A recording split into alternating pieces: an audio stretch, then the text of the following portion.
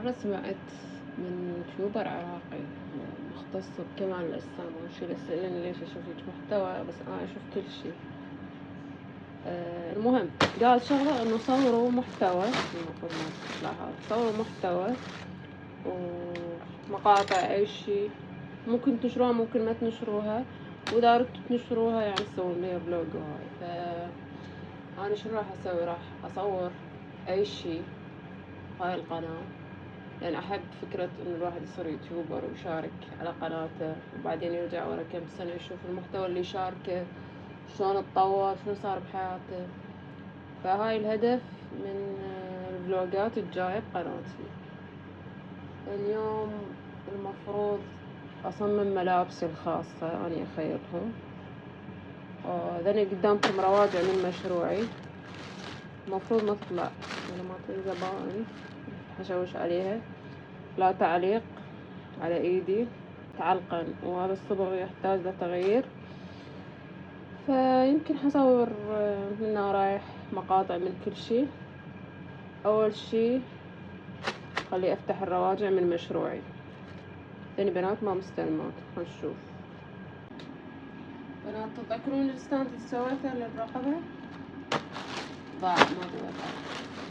نفتح هذا الراجع ونشوف شنو البنة وما استلم. طبعا هاي الزبونة اصلا ما فاتحة طالبة قطعتين.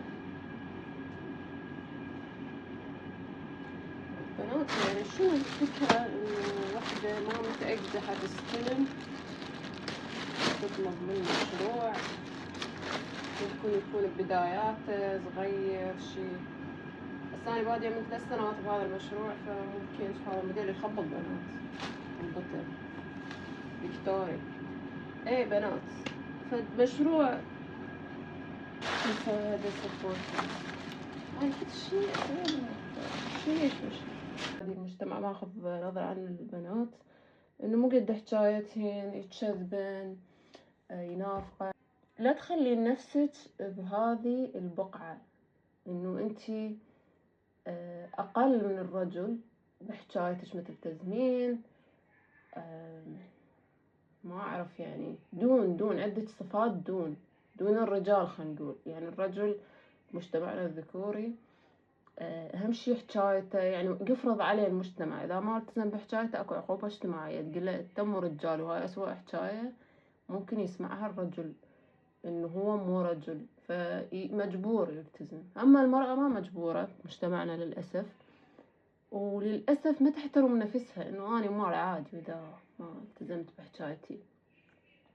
هذا من اشتغلت قلت لكم صار لي 3 سنوات، هذا يراويني المرأة بمجتمعنا ايش قد كان للأسف ما إله قيمة، لأن قيمة الإنسان حرفيا يعني شفتها بحجايته. ايش قد احترم البنات، يعني خل اقولكم من هذا الجيل الجديد فد ملتزمات بكلامهن وما عندهن هذا التفكير مالت اني مرة حجايتي عادي ما التزم بيها. هذا الجيل كلش مختلف ويقاوم المجتمع وافكاره عن المرأة، يعني يكون المحترمات بشكل. يعني انا عندي متجرين، متجر أبيع بيه شغلات كورية كيوت وهاي، استهدف بيها الجيل الجديد. اقسم بالله نادرا ما تجيني رواجع او بنية تكذب او بنية ما تلتزم من هذا الجيل الجديد، يعني عن تجربة. مو الكل يقول عليه جيل بايظ مثل ما يقولون المصريين، او جيل تعبان ومدري شنو، بالعكس جيل ممتاز. والمتجر الثاني عندي ملابس للنساء مستهدفة أعمارهم كبيرة، حرفيا بنات حرفيا عادي أطلع من هذا المتجر مجموعة طلبات كلهن يرجعن، مو تستلم يعني قياس أو شي مو صحيح، حرفيا ما تستلم، يا تحضر المندوب يا تطع عنوان هي بمحافظة وهي بغير محافظة، ويعني أسلوب سيء إلى أبعد الحدود. إذا تقوليلها ليش ما استلمتي شنو المشكلة؟ فأني عن تجربة الجيل القديم كلش سيء، يمكن بسبب الظروف اللي عاشوها الحروب هاي، بس هاي كلها مو مبررات. أما الجيل الجديد ممتاز، وانتم يمكن اغلبكم الموجودين على اليوتيوب. بس انا يعني ما اقول الاغلبية من الجيل القديم سيئين، بس يعني هواي دا اقول لكم. يعني مثلا طلع لهم مجموعة طلبات، خلينا نقول 50 طلب، عادي كلهن ما يستلمن، عادي كلهن عندهن مشاكل. يعني يحضرن المندوب عنوانهن غلط، مجرد يأذن بس شو اسمه يأذن المشروع لأن هن المشروع مشابه. يعني أنا داخلة لكم بمشروع ملابس للنساء الكبار بالعمر، بيه هواية منافسين أكبر من عندي. يعني أكو وحدة من عندهن طالبة من عندي مجموعة 4 بنات، 4 فساتين قياسات كبيرة. وصلت لها، تدرون خابرتني شو تقول لي؟ الله شاهد، تقول انه انا بس ردت اعرف شركة التوصيل اللي توصيني وياها، يا هاي المكتوبة على الوصل، شايفات بنات اللي موجود على الوصل اسم الشركة، طلبت 4 فساتين وخسرتني. وتدرن اذا عندك مشاريع الرواج تظل مرات اشهر بشركات الشحن تمتلف، يعني ما تقدرين تبيعيها اصلا بعد. فقالت لي انا وصيت بس حتى اعرف اسم شركة التوصيل. متخيلات، و4 قطع، وتضحك عادي، يعني ما وهي صاحبة مشروع تعرف هاي التفاصيل. عندها شي ضحك تأذي المقابل، وهي مرة حيل كبيرة، يعني 50 يمكن، وعندها مشروع مشابه لمشروعي. كنت تقدرين ان تدخلي لي خاص تسأليني بس شنو شركة التوصيل اللي توصلين وياها طلباتك. يعني ما ادري انا اشوف هواية من الجيل القديم كلهم شر. الحمد لله والشكر حاطين على اليوتيوب أعمارهم، هاي الأعمار الجديدة السريعة اللي كل شي تتابع، أخلاقهم حلوة، شايفين كل الثقافات، مطلعين على كل الثقافات ومختارين صفات كلش حلوة. فأني ضد أي أحد ينتقد هذا الجيل الجديد، لأن ممتازين وأخلاق عالية وماكو أي سلبية بيهم. والشي السلبي الوحيد هو الجيل القديم. هو طولت بهذا الحكي. المهم بنات، اليوم الفلوج شوية سوالف، وأراويكم شلون حصمم ملابس الخاصة. حصمم بليزر فري سايز اوفر سايز، بس هل راح أقدر أكملها بنفس اليوم؟ أكيد لا، أنا شوي أخذ وقتي، فممكن أشارككم تفاصيل والنتيجة النهائية. حجمع كل شي حتى يصير أيام أو أسابيع الله أعلم، وأسويهن بفلوج واحد. keep watching. تشوفون هذه طبعا هاي مالت التخرج، أريد أسوي شي مشابه إلها فري سايز. هذا مو قياسي للأسف، حتى بيوم التخرج خربوا لي إياه جماعتي. طلبت قياس 36 وصلني هذا، وللأسف يعني خسرته. طلع شكله نوت اوكي. حاول نسوي شي مشابه. حسويها بهذا اللون، اوكي. هذا القماشة حلوة، وحسوي تنورة شيفون، وهاي بطانتها لينن. اذا عندكم تنورات يلزقن على الجسم فاختاروا هيج خامة بطانة، سووها كبجامة او كتنورة، لبسوها جوا التنورات مالتكم حتى ما تلزق تصير بيها كهرباء. هو مو فيديو تعليم خياطة، بس راح اراويكم خطوات والنتيجة النهائية. حاليا جهزت البطانة، نتيجة حلوة. باقي البليزر كل السيء هذا الموسم، ما ضحك. ما أعرف هذا يا يوم، بس مستمرة بالشغل للمتجر أو المتجرين وهماتين. أريد أراويكم النتيجة اللي وصلت لها بالبليزر. طبعا عندنا طلبات لازم نروح للزبائن، جهزته وهذا بعد طلب وبعد كومة. بس خلي أراويكم البليزر اللي بديت أشتغل بيها. جهزت، خلي أعلقها وتشوفوها. تشوفون بنات، هاي جواها توب، هاي قياس، شريط القياس، آثاره. شنو رأيكم بنات؟ هي كملت وكلش حلوة، بس شنو لاراويكم شغلة. البطانة هذي يستخدموها للكورسي، مجرد ما كويتها زغرت، متخيلين؟ لأن الخامة مالتها شلون النايلون تصير، فهيج صار الظهر. بس تشوفون، بس لحظة أراويكم المشكلة وين. هذه صارت أكبر من البطانة كلش صغرت، فصارت هيج يعني. شوفوا، واو، يشتمون عليه. البطانة صغيرة والفوق كبيرة، فشنو لازم أثقها وأعيدها من جديد. هي كشكل واو صراحة تخبل، بس هاي التفاصيل لازم انتبه لها. النوب خلص طلبات واشوف شنو اسوي. تعالوا نفتح اكبر طلبية طلبتها من سابا.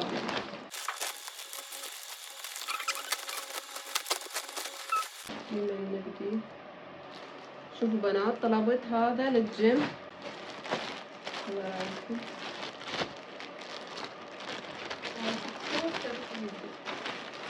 اذا بي رقم بنات اكتب لكم الرقم مالته.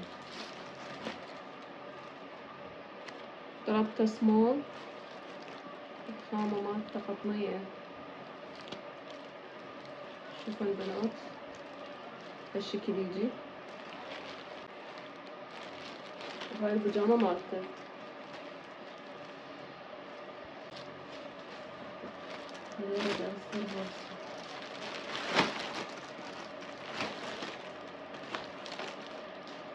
شلون اشيكها؟ شو رأيك تجين تساعديني؟ طيني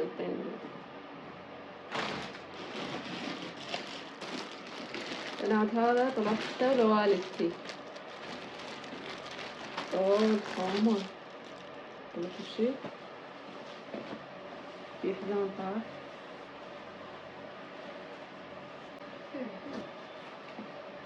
هذا الوالد بنات، لونه كلش حلو، وياي يجي حزام. ايش تعطيني بعد؟ هذا تكرمون بنات، حذاء رياضي.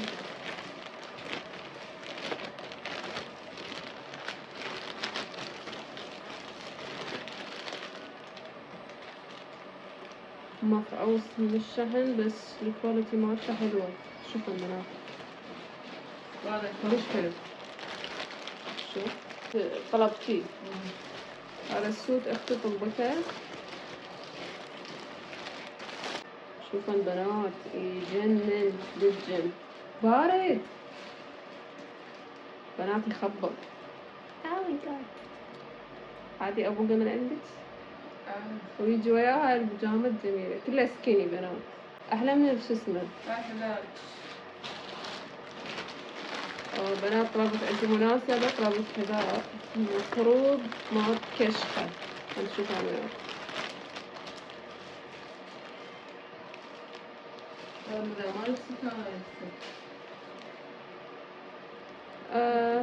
شو اسمه مالته، عبالي جلد، جنها قماش شامو. بنات هو حلو، بس الخامة مالته قماشية، عبالي جلد. يلا ايه يعني اهري الحزام، يلا اشمره، فاستحقيت اشتري احزمة. وهم عبالي افهم يعني، بس حلوات، الوان اساسية.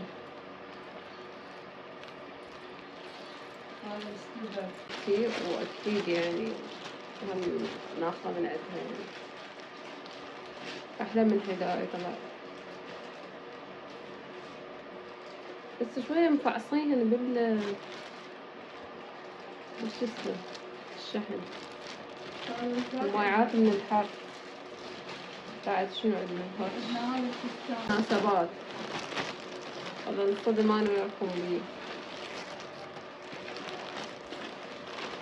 يا الله، كيس غالي المفروض يطلع كلش حلو. لا حلو.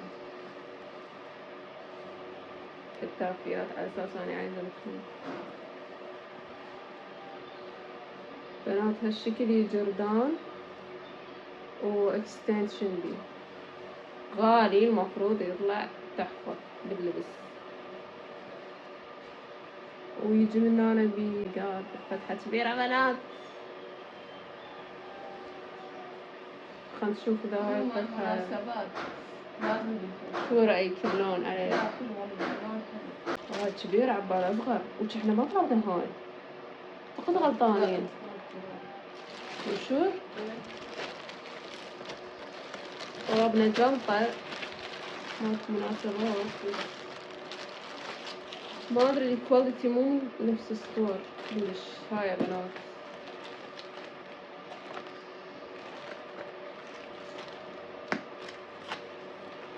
وبيها سلسلة تجي.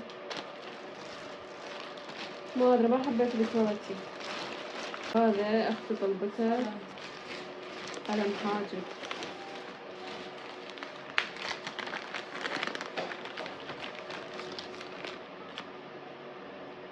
في راستين فتحة لا نعوفة. فتحي.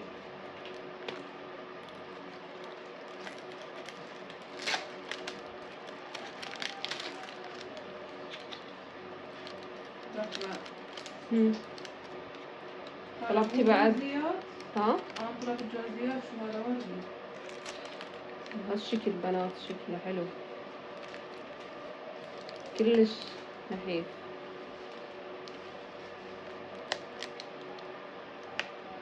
هالشكل يجي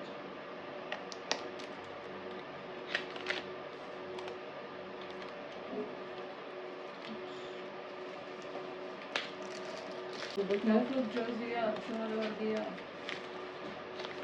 تأكدي هو عندهم ترجيع.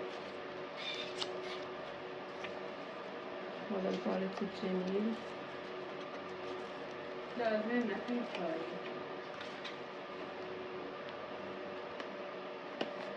بنات منو مثلي ما تطلب مكياج أخذها بالوجود تشتري مكياج وأخذ من عندها.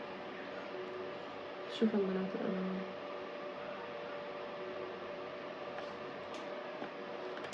هواية أختي تشتري لأنه وتجمع كل الألوان الممكنة.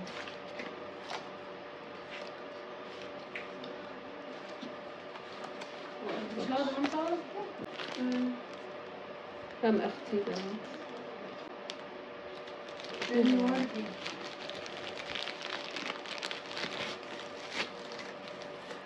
كلش وردي. بنات هذا ما أعرف شو يسوي بالحواجب شفاف مدري من الرموش رسمين عليه رموش حواجب. المهم أختي تعرفه. هذا اليوم وصلت الثلاجة اللي طافية. حبينا شكرا لا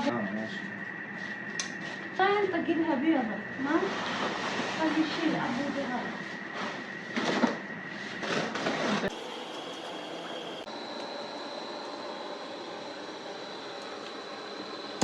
أنا قررت أصنع محتوى للإنستغرام وهواية صورت وبالأخير عجب شي ما صرت للأسف. هذا يفيدنا بالطلبات. دني يفيدنا بالشغل. دنابيس نعمات. في عبار ماكينة 1000. لا والله مو 2000 ونص. وعندكم هذه مقص صغير الخيوط 1000. 2 ونص. 2 ونص أخضر. مرطب 3 إلا ربع. واسمه حاجة بلف بس هو مو بحاجة بلف يعني. هاي ب4. يبيعون بيزلين 4000. هذا كيف والله؟ 4. هذا 4000 غسول الوجه. هذا 3 ونص. هذا ب3 ونص. كريم شعر. بس خلصنا بنات. هنا محاولتي الثانية بالمطبخ حتى أسوي ترند على الانستغرام. شايفين هذا الترند اللي يسوون حركات وفجأة يقصون المقطع ويخلون المقطع اللي صار بالأكل وفشلت فشل ذريع. وبنهاية هذا التصوير ينتهي فلوق اليوم.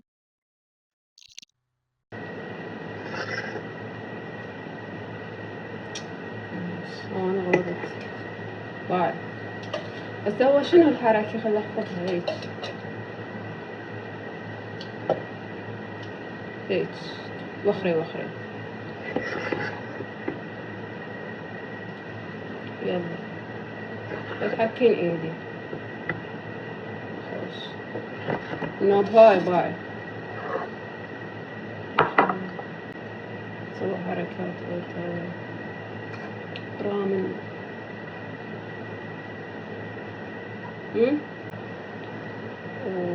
وهيك هيك تحطها. هيك احطها؟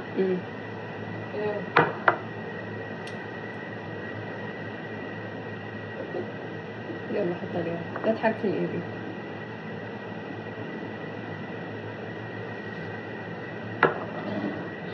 enough.